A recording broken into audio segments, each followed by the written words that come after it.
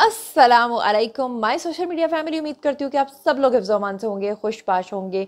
सियासी तज्ज़ियों और तबसरों के साथ आपकी खिदमत में हाज़िर हूँ। तो जनाब, आज के वीडियो में मैंने आपको बताना है कि पीटीआई के कौन से रहनुमा हैं जो खान साहब की एक तरफ तो कहा जा रहा है कि जेल के अंदर तबीयत बहुत ज़्यादा नासाज हो गई है, कुछ लोग तो कह रहे हैं उनको मार भी पड़ी है, कुछ तो कह रहे हैं उनका इंतकाल हो गया है, अल्लाह माफ़ करे। लेकिन ऐसे में उनके कौन से रहनुमा हैं जिनके डांस के वीडियोज़ वायरल हो गए हैं। और दूसरी तरफ पीटीआई के जो मेन आप समझ लें इस वक्त लोग हैं जो उनके तराशे हुए हीरे हैं, जिनमें बैरिस्टर गोहर हैं, अलीवीन गंडापुर हैं, हमाद अजहर हैं और भी बहुत सारे लोग हैं। तो ये सारे जो हैं वो आपस में गुत्थम गुत्था हो गए हैं, इनका झगड़ा हुआ है, अच्छा खासा शदीद गालम गलोच हुई है। किस बात पे हुई है, क्यों हुई है, उसके बारे में भी आपको बताऊंगी। रियासत ने दो टोक ऐलान कर दिया है और क्रैकडाउन शुरू कर दिया है, और किस किस के खिलाफ अब तक मुकदमा दर्ज हो चुके हैं इसके बारे में भी आपको बताना है। और बहुत सारी ऐसी खबरें हैं जो आज की वीडियो में आपके साथ शेयर करनी है, खास तौर पर जस्टिस काजी फाइज ईसा के हवाले से कि उन्होंने अब की बार ऐसा छक्का मारा है जो बाउंड्री से भी पार जाकर गिरा है। तो चलिए जनाब, शुरू करते हैं वन बाय वन। अच्छा जी, सबसे पहली जो खबर आपके साथ शेयर करनी है वो है जी जस्टिस काजी फाइज ईसा के हवाले से कि उन्होंने अब की बार जो है वो छक्का स्टेडियम से बाहर फेंक दिया है।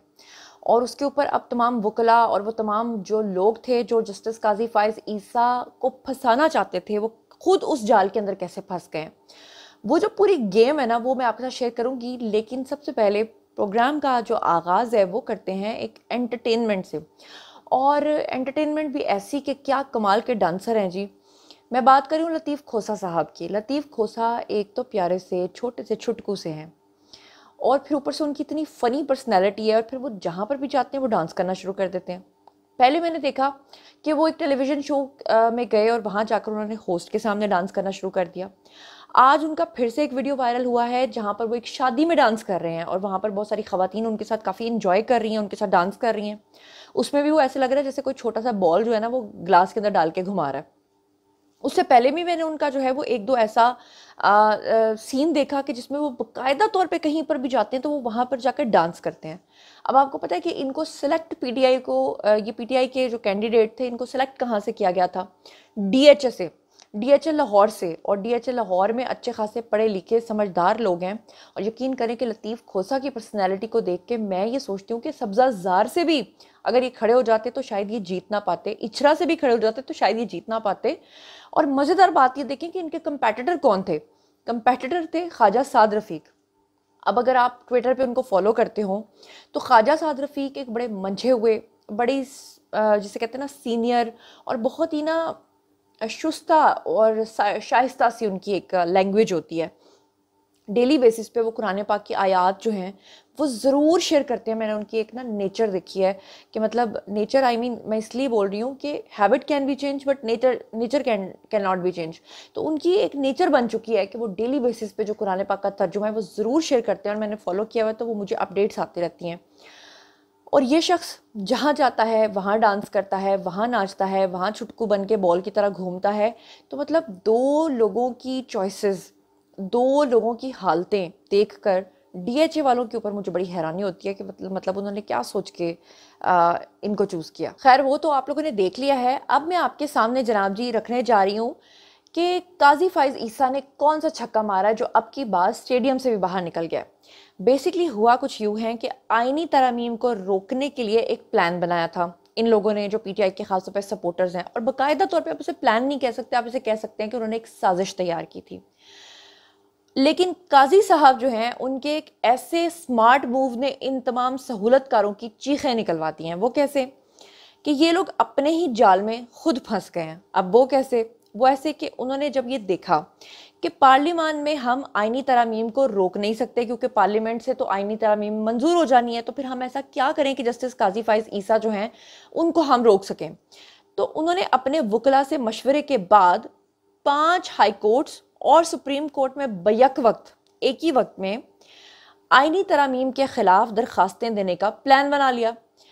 और उनका मकसद क्या था? ये जो एक साथ इन्होंने सारी जगह पर एप्लीकेशंस को मूव करना था, उसमें इनका मकसद यही था कि किसी भी तरह से हाई कोर्ट से इन तरमीम के खिलाफ हुक्म इम्तना ले लिया जाए।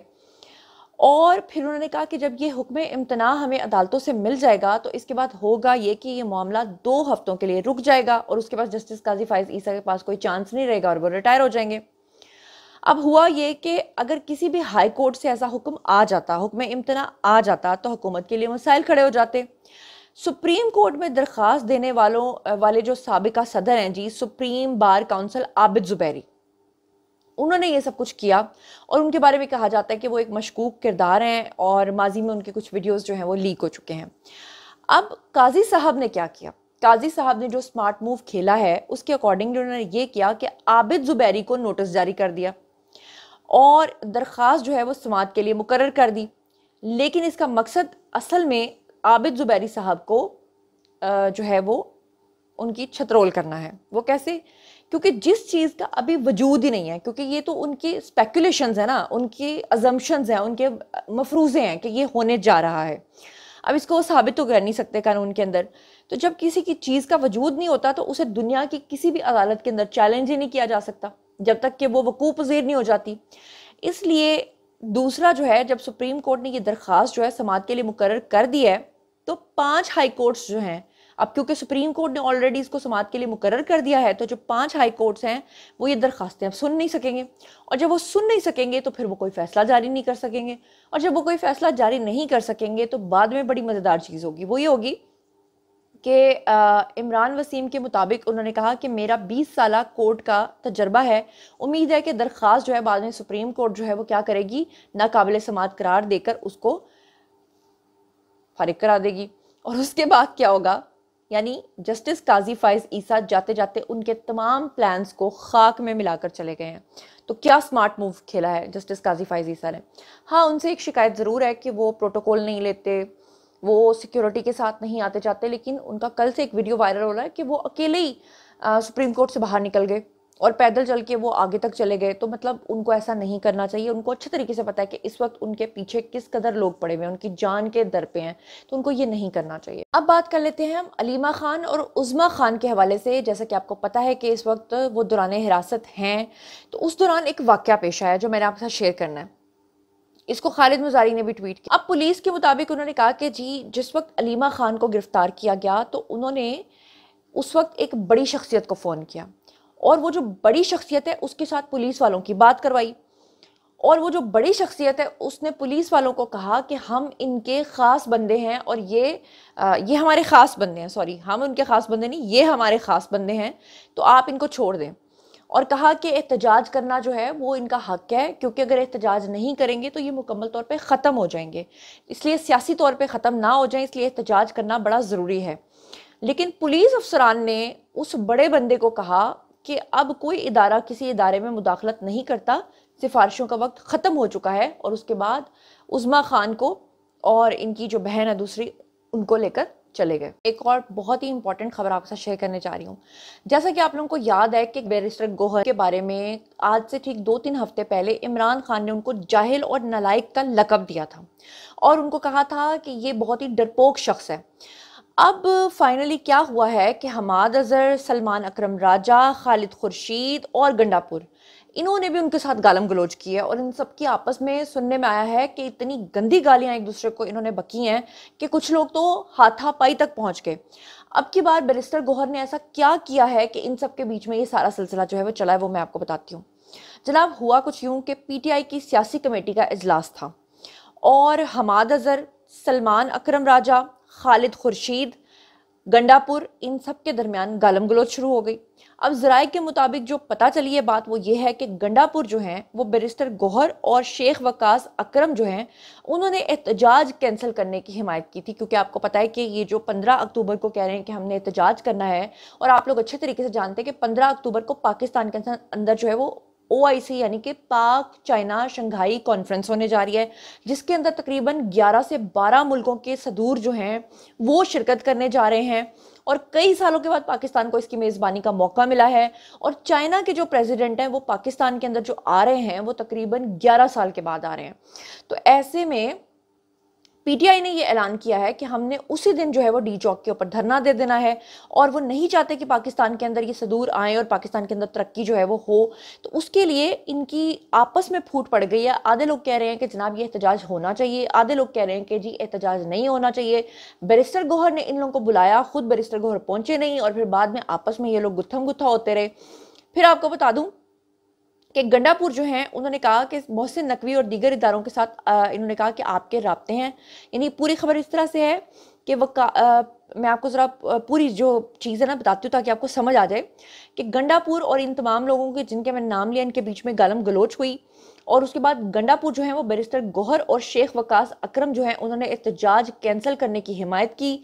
इसके ऊपर हमाद अजहर और जो दीगर थे उन्होंने एहतजाज मुलतवी करने की मुखालफत करते हुए गंडापुर और मोहसिन नकवी को कहा कि जी ये दीगर इदारों के साथ आपके साथ राब्ते में है। यानी गंडापुर के ऊपर भी इल्ज़ाम लगा दिया कि आप भी इदारों के साथ मिले हुए हैं, जिस पर इनके कहने पर एहतजाज मुलतवी कर रहे हैं। गंडापुर को उन्होंने कहा, जिस पर गंडापुर ने कहा कि बकवास ना करो, हमारे पास फंड्स नहीं हैं, ट्रांसपोर्ट और दीगर की मद में 75 करोड़ रुपए चाहिए, इतने पैसे तुम्हारा बाप देगा।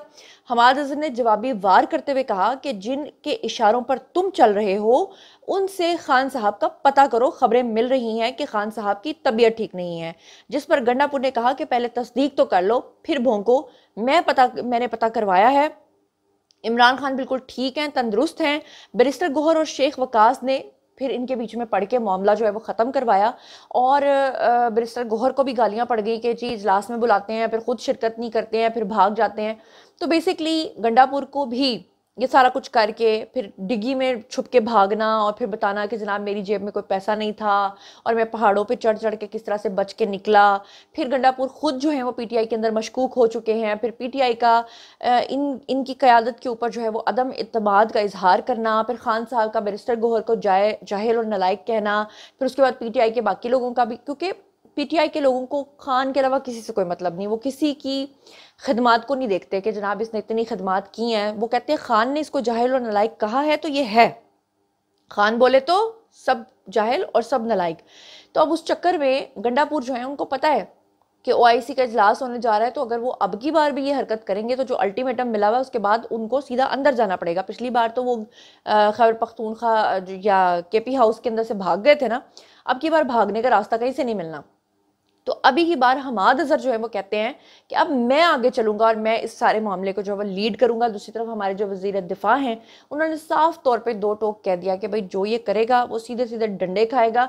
और अब की बार सिर्फ शेल्स नहीं होंगे, अब की बार सिर्फ डंडे नहीं होंगे, हम हर मुमकिन कोशिश करेंगे कि इंतशारियों को किसी सूरत हम इस्लामाबाद के अंदर दाखिल ना होने दें, क्योंकि हर सूरत हमने ओआईसी के इजलास को कामयाब बनाना है।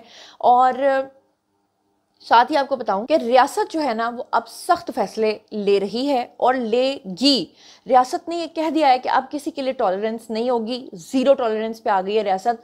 और आखिरकार रियासत पाकिस्तान ने बेहतरीन कदम उठाया है और महरंग बलोच के खिलाफ कराची पुलिस ने दहशतगर्दों के यानी BLA के झूठे बयानिए को फैलाने के अंदर और उनकी मदद करने के अंदर और जासूसी करने के इल्ज़ाम के अंदर जो है वो दहशतगर्दों की खुलेआम सहूलतकारी के चक्कर में और इन जैसे घिनौने मुकदमात के चक्कर में जनाब जी इसके ऊपर केस डाल दिया है महरंग बलोच के ऊपर। और पाकिस्तान ने साबित किया है कि यानी इदारों ने कह दिया कि पाकिस्तान से ऊपर कोई शख्स नहीं होगा जो अपने इदारों अपनी रियासत को बदनाम करेगा, पाकिस्तान को तोड़ने के लिए बाहर के ममालिक की फंडिंग के ऊपर बाहर के मुल्कों के ट्रैवल करेगा, वो नहीं कर सकता। इसीलिए जो है वो महरंग बलोच की चीखें निकल रही हैं, उनको ये चीज़ें पसंद नहीं आ रही हैं और ऑब्वियसली पसंद आ भी नहीं सकती। बहरहाल ये था जनाब आज का वीडियो। बारी है जी आप लोगों की, आइए कमेंट सेक्शन में और बताइए कि आप इन तमाम चीज़ों के बारे में क्या सोचते समझते हैं। जो कुछ भी आप सोचते समझते हैं शेयर कीजिए, पर्सनली जवाब दूंगी। मजीद खबरें, व्लॉग्स, इंटरव्यूज़ और सियासी तस्दीर जानने के लिए मेरे साथ कनेक्टेड रहना हरगिज़ मत भूलिएगा। चैनल को सब्सक्राइब कर लीजिएगा। अपना बहुत ख्याल रखिएगा। अल्लाह ने के बाद।